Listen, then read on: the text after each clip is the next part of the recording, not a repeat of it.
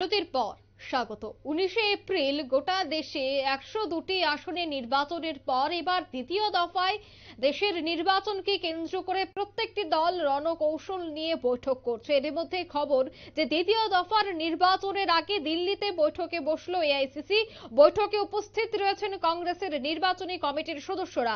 সভাপতি মল্লিকার্জুন খার্গের নেতৃত্বেই প্রচারের রণকৌশল নিয়ে বৈঠক শুরু করেছে এআইসিসির নেতৃত্বরা। সে বিষয়ে বিস্তারিত জানবো। টেলিফোন লাইনে রয়েছে এক্সিকিউটিভ এডিটর নীল বণিক। নীল, দ্বিতীয় দফার বৈঠকের আগে এআইসিসির এই বৈঠক কতটা গুরুত্বপূর্ণ? এআইসিসির বৈঠক অত্যন্ত গুরুত্বপূর্ণ, তার কারণ দ্বিতীয় দফার যে নির্বাচন, সেই দ্বিতীয় দফার নির্বাচনের আগে আজকে দিল্লিতে এআইসিসির বৈঠকে বসেছে। বৈঠকে মূলত নির্বাচনী যে কমিটি গঠন করেছে এআইসিসি, সেই নির্বাচনী কমিটির সবাই এই বৈঠকে উপস্থিত হয়েছে। একমাত্র সোনিয়া গান্ধী শারীরিক অসুস্থতার কারণে দিল্লির এই তপ্ত গরমে আজকে তিনি বৈঠকে উপস্থিত হননি। তবে মল্লিকার্জুন খার্গে সকালবেলাতেই অন্ধ্রপ্রদেশ থেকে তিনি দিল্লিতে চলে এসেছেন। দিল্লিতে তিনি এআইসিসি দপ্তরে 11:30টার মধ্যে তিনি ঢুকে গেছেন। তারপরে তার নেতৃত্বে এই বৈঠক শুরু হয়। যেহেতু দ্বিতীয় দফার নির্বাচন সামনে এবং তারপর থেকেই মূলত নির্বাচন শুরু হয়ে যাবে গোবলয়।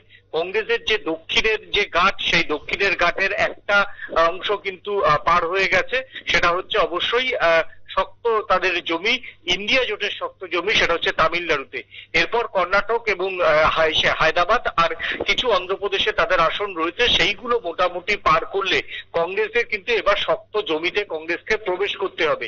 সেই শক্ত জমিতে প্রবেশ করার আগে কংগ্রেসের এআইসিসির সমস্ত নেতারা এবং নির্বাচনী কমিটির যারা সদস্যরা রয়েছেন, তারা নিজেদের মধ্যে একটা বৈঠকে বসলেন।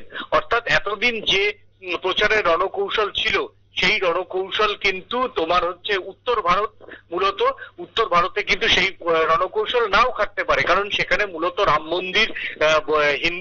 মন্দির, হিন্দুত্ব, ব্রাহ্মণবাদী এইরকম অনেক ছোটখাটো ইকুয়েশন রয়েছে এবং সেখানেও কিন্তু একটা বড় অংশের দলিত ভোট রয়েছে। সেই সঙ্গে দলিত দাস অনেক কিছুর উপর নির্ভর করে এই উত্তর ভারতের ভোট।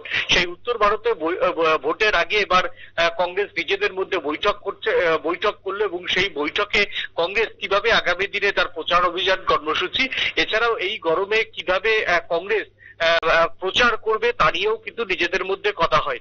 যেহেতু কংগ্রেসের স্টার ক্যাম্পেনারের মধ্যে অবশ্যই রাহুল গান্ধী এবং প্রিয়াঙ্কা গান্ধী, এই দুই গান্ধী পরিবারের সদস্যকে কিভাবে ব্যবহার করা হবে, তারা কোন কোন প্রদেশে কটা করে মিছিল মিটিং করবে, সমস্তটাই কিন্তু আজকের বৈঠকে মোটামুটি ঠিক হবে।